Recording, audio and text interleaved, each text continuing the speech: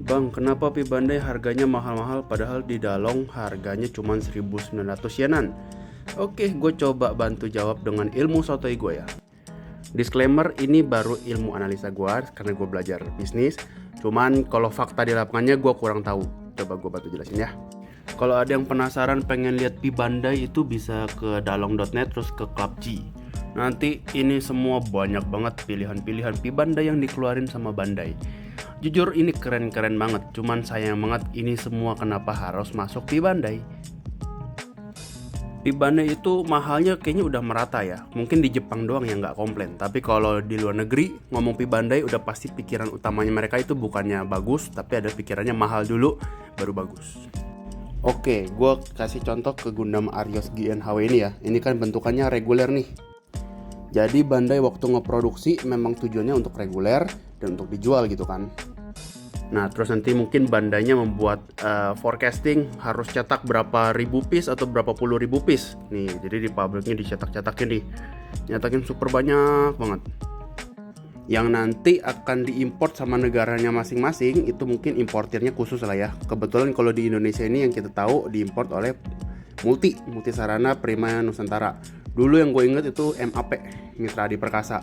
Itu mungkin dibelinya dalam jumlah kardus-kardusan. Misalkan untuk Arios tadi dia beli 10 kardus, yang satu kardusnya isinya ada 50 piece gitu. Jadi total untuk si Arios, si Multi memasukkan 100 piece Arios, contohnya gitu. Nah nanti itu kan importir tuh sudah masuk ke Indonesia 100 piece Arios, dijual lah lewat reseller-resellernya atau mungkin ke toko multi-store-nya sendiri. Jadi dari 100 piece yang ada di Indonesia dijual deh tuh ke reseller-reseller dan di multi-store. Jadi harga yang di rate sebagai 1.800 yen, si Bandai itu sebetulnya tidak menjual ke importirnya itu seharga 1.800 yen. Pasti harga yang jauh lebih murah. Mungkin 1.000 yen atau berapa gue nggak tahu ya. Pasti jauh lebih murah untuk dia dibeli secara grosiran gitu kan.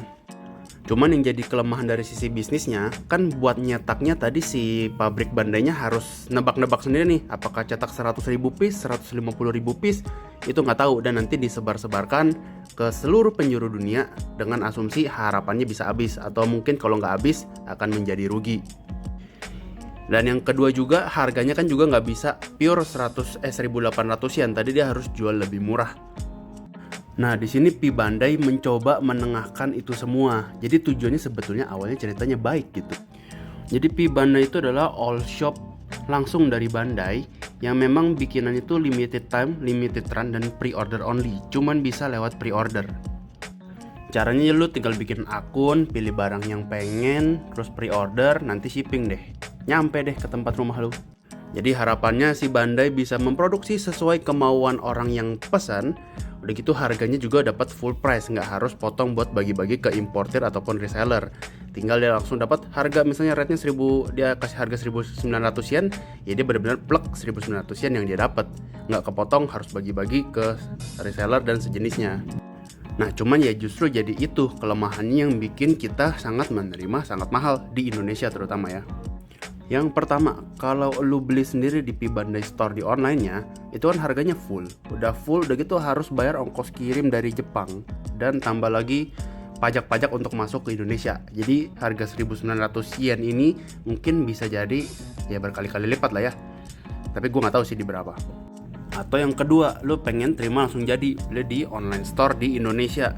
Yang kita nggak tahu mungkin bisa jadi mereka sebetulnya juga pre-order secara manual, masukin secara manual, dan udah nyampe di mereka, udah harganya udah naik tuh, mereka juga harus nyari untung lagi dong. Jadi pasti harganya akan naik sangat tinggi. Kemungkinan sih seperti itu, atau mungkin memang ada supplier yang khusus Pi Bandai lagi, gue kurang tahu ya. Cuman logikanya seperti itu. Jadi pasti akan sangat mahal untuk masuk ke Indonesia. Mereka pre-order sendiri, beli yang banyak gitu, misalnya langsung pre-order 5 atau 10, mereka punya stok, dan karena udah bayar ongkos kirim dan pajak masuk, harganya udah berkali-kali lipat dari harga yang ada di website, mereka harus ambil untung lagi dan jual ke online ya harganya jadi ya segitu deh. Ini contoh yang gue paling inget banget, namanya Gundam Astra Return Red. Ternyata ini masuknya Pi Bandai, tapi zaman dulu gue inget ketika waktu masih dimasukin sama Mitra Adi Perkasa atau MAP, ini gue liat di Kit Station itu sangat menjamur Astra Return Red ini. Ya banyak gitu, gue ke toko-toko Kit Station manapun pasti ada Pi Bandai ini. Ya karena mungkin MAP-nya pesan yang banyak terus mereka jual di Indonesia. Gitu deh.